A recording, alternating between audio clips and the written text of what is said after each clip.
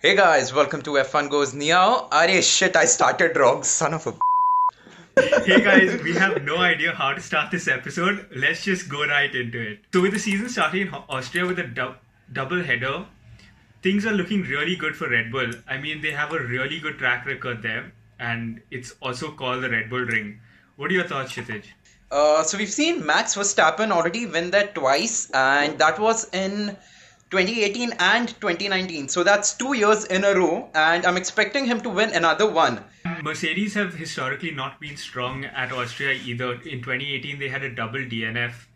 And coming straight out of Austria again is Hungary, another track which Mercedes haven't been great at. Drax, what do you think? I Mercedes in preseason testing were having a hard time as well. I mean, they had reliability issues in both their cars, so I doubt they'll be very dominant as as dominant as they were in 2019 and 18. And And if moreover, you remember Honda did well. correctly, if you Huh? remember, I think the Williams also had issues preseason. Yes. The Mercedes engine had about four different issues, and they weren't directly related to the power unit actually. And you've seen the Honda engine do extremely well. It's reliable, it's powerful, and yeah. But when you come to Ferrari, Ferrari's engine seems to be quite reliable, but again, the performance has taken a hit. They've traded reliability for performance, and how will this affect it? They will definitely be slower, but in exchange for this, they've managed to get pretty good downforce. So straight line And speed, we've seen that yeah, preseason hasn't been a really good indicator for the performance that teams have. It's very possible that all of them were sandbagging, and we have a great opener in Austria with Red Bull, Ferrari, and Mercedes putting up a tough fight. Yeah. But you know what? I'm more excited about the midfield than the top field because all the teams, Renault, Racing Point, McLaren, will do very well. I guess there will be a three-way battle for P4. What do you Don't think about forget it? Haas, who have also made some significant upgrades to their cars. so Haas looks pretty good considering the current upgrades they've made, especially with the current Ferrari engine. And talking about the battle for P4, Renault, Racing Point, and McLaren.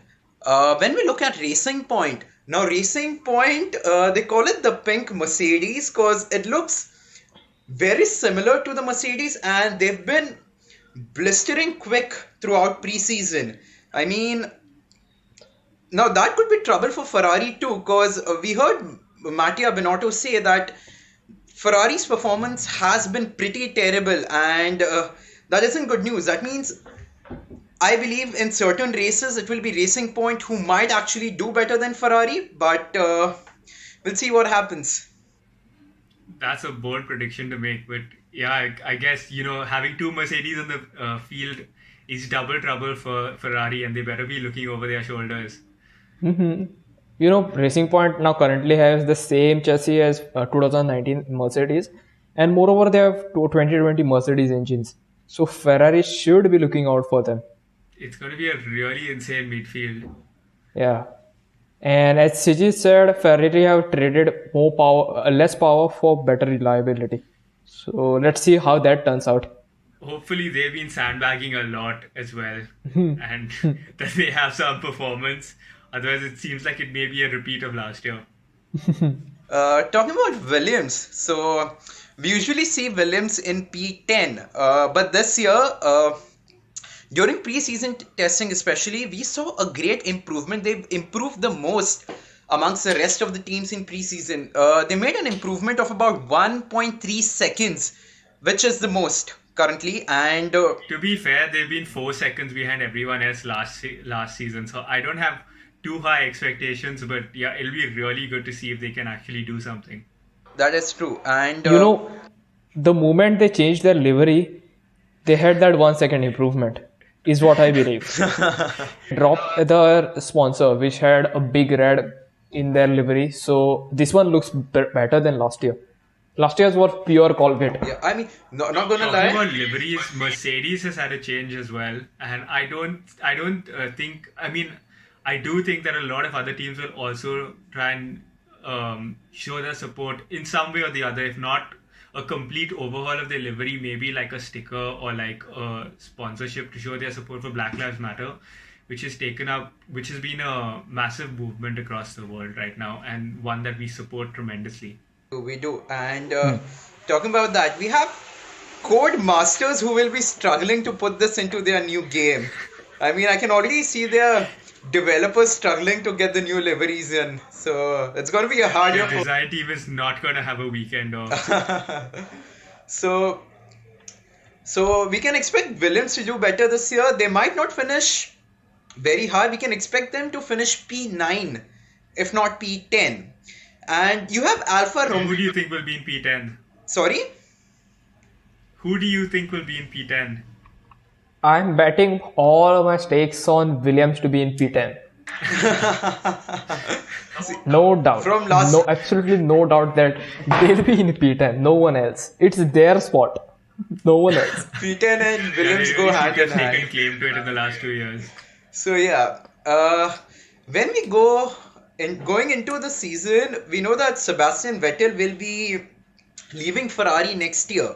And how do you think will he do this season? Will he try to be better than Leclerc? Because in last season we saw Leclerc make a lot of mistakes, especially in Azerbaijan, when he was supposed to be on pole but ended up in the barrier, and that was really disappointing to see. And he cannot repeat these mistakes this year, considering the fact that Vettel No, will try to be really fast.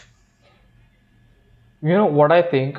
Vettel always said that he needs a reliable team with him, with the full support of his teammates and the chief engineer behind his back. So since they are having Leclerc as their baby, I doubt Vettel will be performing at his best in current situation of Ferrari. So maybe even he retires midway. Yeah, adding to that point, I do think that he may end up leaving midway, leaving a massive shuffle because Ferrari obviously have lined up a driver and so have McLaren to replace Sainz, who will go to Ferrari. But there's a hole at Renault with Ricardo leaving, so it may end up with a mid-season shuffle of drivers if Vettel decides that he no longer wants to take that drive up. Speaking about shuffle, do you think Pierre Gasly might go to Red Bull again? I highly doubt it, but I have heard arguments going the other way. I mean, at this point, who knows what goes on in Helmut Marko's head? You know why? Back then, when Pierre Gasly was promoted to Red Bull, he was very inexperienced. I mean, very inexperienced to go into Red Bull. I So mean, but currently, as not as inexperienced as Albon was, and I mean, Albon almost got a podium, right? yeah, Brazil yeah, before Lewis Hamilton Without took him out. having, yeah. I think it was the yeah, same I agree race. with you. We got to see the drag race between Toro Rosso and Mercedes. I think it was Pierre Gasly in the Toro Rosso and Lewis Hamilton in the Mercedes, and it was a fantastic drive by Pierre Gasly. He finished a spectacular P2, and we've seen him do well in the Toro Rosso, but he was a terrible failure in Red Bull. Yeah, it's going to be very interesting to see how this season plays out with those 4 Red Bull seats. Essentially 4 Red Bull seats, right? Yeah, and Red Yeah. Bull will. Alexander Albon has to do well this season because this is actually a season where Red Bull can aim for the championship, the Constructors' Championship. Championship. Verstappen is definitely a great driver, but Alexander Albon will need to step up his game to bring the Constructors' title home. So, Yeah, Red Bull definitely needs both drivers to be able to compensate and complement each other and do what's best for the team to give them the constructors title. Because as good as Verstappen is, I don't think he can go up against the likes of both Hamilton and Bottas or both the Ferrari drivers alone. Hmm. uh, now when we see Alfa Romeo last season weren't impressive, especially Antonio Giovinazzi. Antonio Giovinazzi had a pretty underwhelming debut season. And what do you think the future holds for Antonio Giovinazzi? Because we've seen Charles Leclerc move from Alfa Romeo to Ferrari. Giovinazzi, something like that is highly unlikely considering the fact that he had a pretty bad debut season. No, it's not a secret that Alfa Romeo is basically Ferrari B team at this point. And the fact that they have Kimi and Giovinazzi there, I think it just implies that they don't have anyone, completely lined up in their young driver academy who they're pushing up. Mick Schumacher is an option, but I don't think he's right. He's just ready for F1 yet. So I think that's what they're probably Yeah, waiting for. he was an F3, right? His season was F2, or is he an F2 or an F3 driver? F2, along I with think he's F2. Lando Norris and Leclerc. He was there with those guys. Mick Schumacher didn't really do that great in F2 either. We've seen that he finished, I think, P12 in the standings. So, not really impressive. So, Alfa Romeo could be the team that might not perform that well. And the fact that Kimi Raikkonen is 40 years old, does that mean this is going to be his last season? I Until doubt. Ferrari can find someone to replace him, I guess. Yeah. I hope Kimi Raikkonen stays. I really wish he stays. He has had some great moments in Formula One. Anyway, So I think a hot take here, and maybe controversial opinion, but I think Kimi might actually move to Renault if there's a shuffle, because the experience that he brings in to the team will be instrumental in building Renault to their championship dreams.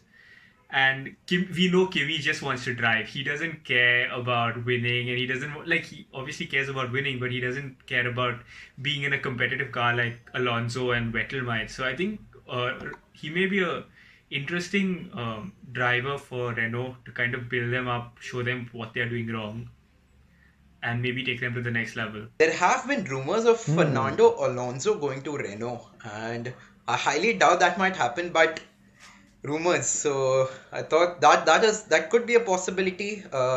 He coming back to Formula One, because he did win two championships with the team. So do you all think that's a possibility of Fernando Alonso coming back to Renault? I mean, those are rumors, but I'm willing to believe those rumors. I want Alonso back. He is a great driver. We would love to see him back actually. Yeah, that is true. Alonso is truly incredible in the sport, but I think he really needs a championship car to bring him back, and I don't see any team offering him that right now. I mean, there were realistically four options. Mercedes, but I don't think he's going to get a seat there. Red Bull, he's not getting a seat. Ferrari's booked their seats up. And I think the only option where he might have a chance is maybe McLaren because he has such strong ties to the team. But again, I find it really highly unlikely that, especially since they've had a big signing in Ricardo and they have a young star in Norris. That is true. Now, last year we saw the midfield battle coverage not being that great. Carlos Sainz even complained about his coverage to the broadcasters because we rarely see Carlos Sainz or any of the midfield battles, especially in where I think Brazil, when he finished, he moved from P20 to P3, and he got P3 because Right. Hamilton got a 5 second penalty. But still, that was the There was barely any coverage. yeah, it was a beautiful race, and it's really disappointing to see great drivers not getting any coverage. Maybe when he moves to Ferrari, he'll finally get some more coverage, some more screen time. I guess this season the fans aren't there to distract the camera operators either, so here's to see more action, right? Yes, especially, I mean, the midfield battle is going to intensify. You'll have Renault, Racing Point, McLaren, sorry, and hints of Haas also over there, and then that's going to be your midfield. Now, moving on to the schedule. After we have the first two rounds in Austria, then Hungary. Moving on to Great Britain, we have a double header in Great Britain, then Spain, Belgium, and Italy. Now, Great Britain, Silverstone. We've seen Mercedes struggle at Silverstone, and Last season, we saw Verstappen win the race and Sebastian Vettel come from P20 to P2. And for some reason, I've seen Ferrari seem to perform well at Silverstone in Belgium and in Italy. Now, do they pose a threat to the rest of the two teams when it comes to these tracks, considering the fact that they don't really have a great car? To be fair, the 8 races is all an F1 season needs. It's possible that we may get more towards the end of towards as the calendar progresses and as the situation improves across the world. But looking at the calendar, none of these tracks really are Mercedes strongholds. So it's really possible that someone else comes out to take the championship. Yes, and there have been rumors of speculations, I would say, about China holding races, and there were talks about Mugello coming in too. Would that happen? I'm not sure because I think we would love to see a race at Mugello. What do you guys think? Ferrari tested their cars at Mugello, so we're yeah, I'm pretty excited about two races in Italy. Yeah, that would be mad. The Tifosi at 2 races, they would lose their minds. Oh, the races would be behind closed doors, so we wouldn't actually get to see the Tifosi this time. I mean, We don't get to see the Italy without the Tifosi is going to be it's unreal. it's gonna be. Like it's going to seem so messed up. We need the fans. I mean, we saw that last season, especially when Charles Leclerc won the race on the. I had Charles Leclerc chills. won. I had chills run down my spine when I saw the Tifosi over there when the Italian national anthem was playing. It's literally a Red Sea at the podium ceremony, but yeah, that's gonna be something interesting to look forward to. Even Great Britain without the Hamilton support, it's gonna be, and I mean Austria not turning orange. Damn, these are gonna be some interesting races, even from a visual standpoint. Due to the COVID-19 situation, there won't be any podium celebrations either. So that's it for today, guys. We can't wait for the first race of the season. It's on the 3rd of the free practice begins on the 3rd of July. That's Friday, and the race is going to be on the 5th, Sunday. So thank you, guys. Do like and subscribe to this channel and follow us on social media. Stay safe. Bye bye. Cut.